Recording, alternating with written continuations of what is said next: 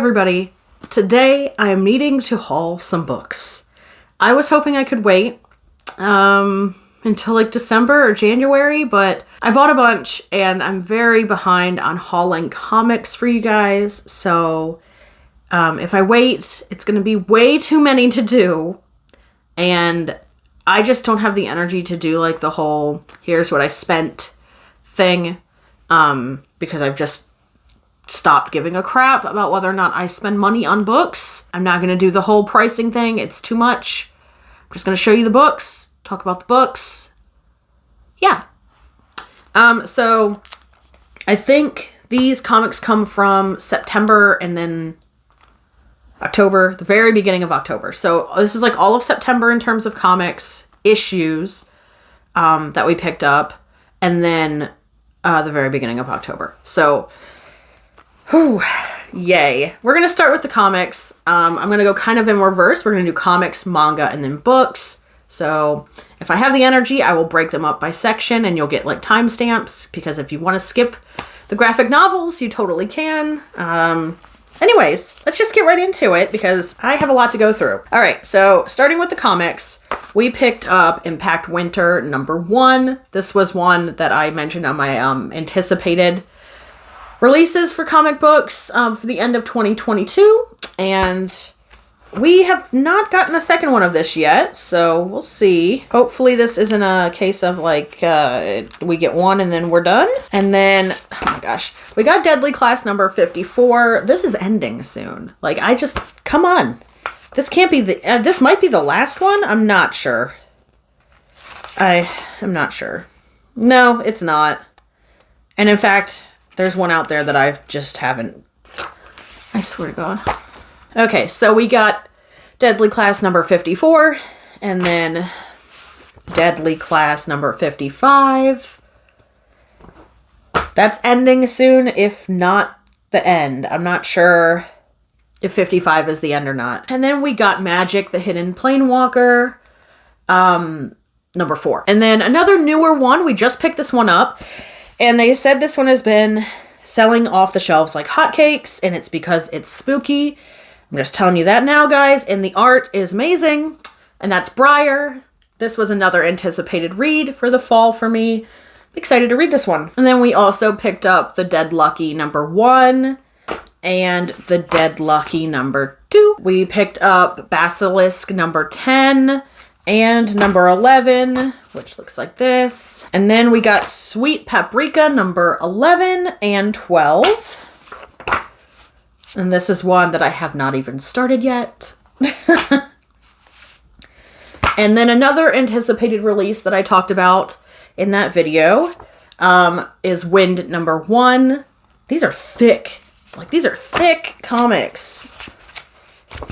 This one I want to get to sooner rather than later because I loved the original arc and I'm really excited for the second arc. And we got number 2. This one we picked up kind of on a whim.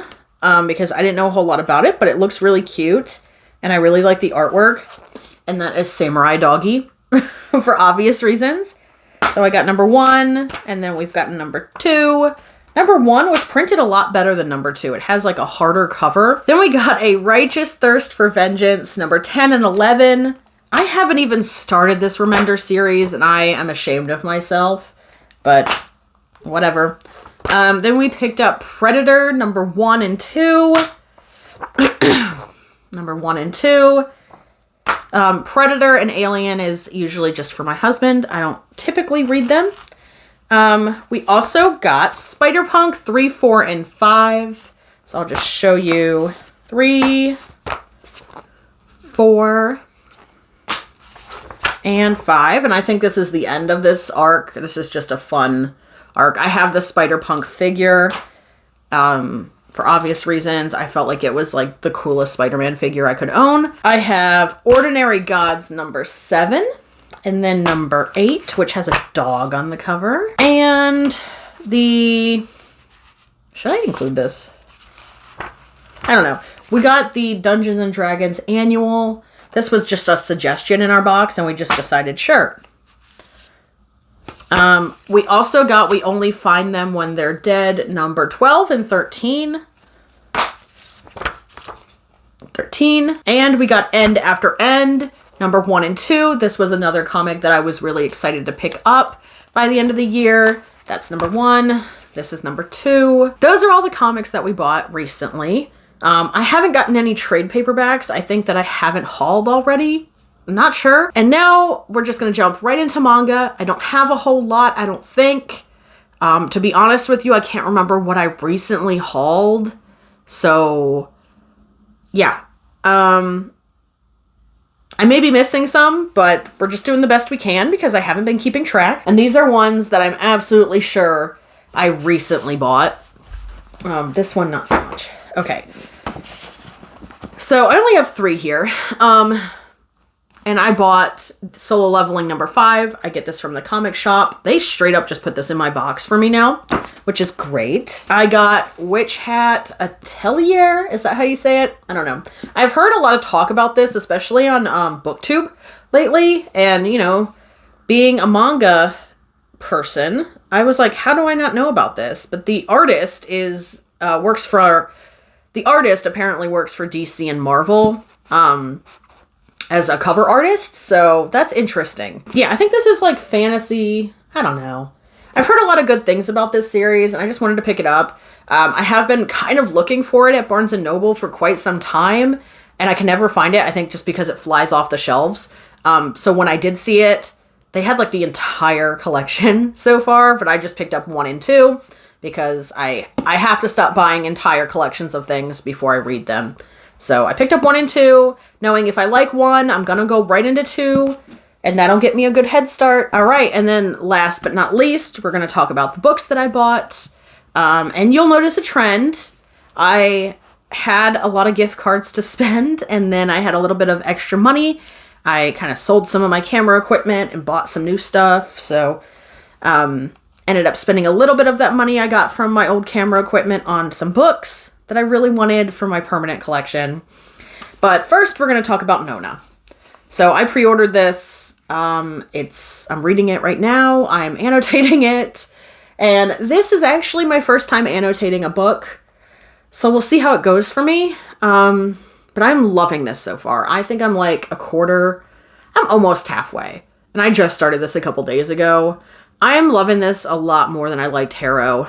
I'm sorry. Harrow was so confusing, but this did make me want to go back and annotate the rest of the series. Because I feel like maybe I'd understand a bit more what's going on if I read Harrow a second time now. But this is great so far. I'm really loving this, and yeah, I like all the annotations that I have. This arrived back in September. I just haven't formally hauled it yet. I've talked about this book plenty recently, but here it is. It's hauled. Now I can just stop. Okay, so then I did also buy Katie Roberts' new book, Court of the Vampire Queen. I know a lot of people just didn't like this because it's like mostly smut, but what do you expect for Katie Robert? Also, this has gorgeous illustrations in it. Like, I'm dying. This is pretty. Give us more books with this, please. Also, the chapter headers, I think. Yeah, the chapter headers are really gorgeous, too. So yeah, I was on the lookout for this because I am trying to build more of my Katie Roberts collection. And I bought this at Barnes & Noble when I saw it because I was like, yes, this is what I want. Hopefully I'm going to read this soon. It has a Barnes & Noble sticker on it, which is very annoying, but it is what it is. I'm excited to have that one. And then I think, yes, all the rest of them are Elise Kova books. So I recently decided I have read 3 out of 5 of the Air Awakens series, and I know for a fact I'm going to like the rest of the series. So they're just bingeable, in my opinion. This is a great series if you just wanted to binge because it's addictive. And then I recently read A Deal with the Elf King and really loved it as well. So I decided I need to have Elise Kova's physical copies in my life. On Amazon, it can be kind of difficult to find the Air Awakens series that's not like in the complete collection. So it's like a huge omnibus. And I didn't want that. I wanted the individual books. And the last few times I have gone into Barnes & Noble, they have had all of the individual Air Awakens books for sale. and I've wanted them, but I didn't have the money to justify splurging on them until recently, like I said. So, as you can anticipate, I bought all of them. And then I went, well, I want to buy the other series because I know I'm liking it, and I just want to have it. So I got Air Awakens, I got Fire Falling, I got Fire Falling, and then I got Earth's End, and Water's Wrath, and Crystal Crowned. So I got them all. This is the whole series, and the only two I haven't read are the last two. I've read the rest of them. These are beautiful, beautiful copies.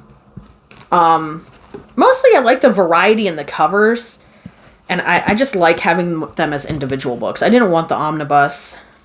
It is what it is. So I got those, and I'm very happy to have those, and I need to find a good place on my shelf for her. Because I want, like how I did Scarlet St. Clair all together, I want to do all of them together. I want to do all of Katie Roberts together. So I need to figure that out. But then I also bought, obviously, A Deal with the Elf King, which I read on KU and then decided I was going to buy. Again, these covers are just gorgeous.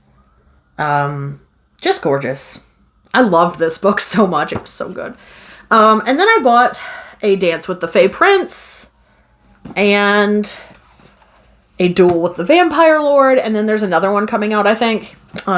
So I'll have to get that one when it comes out. But these are gorgeous covers. They're not glossy like the other series. They're more like a matte, which I think is great. The artwork on these, oh my God, to die for. So those are all the books that I bought recently. I hope you guys enjoyed this video. If you did, give it a thumbs up. Subscribe if you want to see more. And I'll see you guys in the next one. Bye.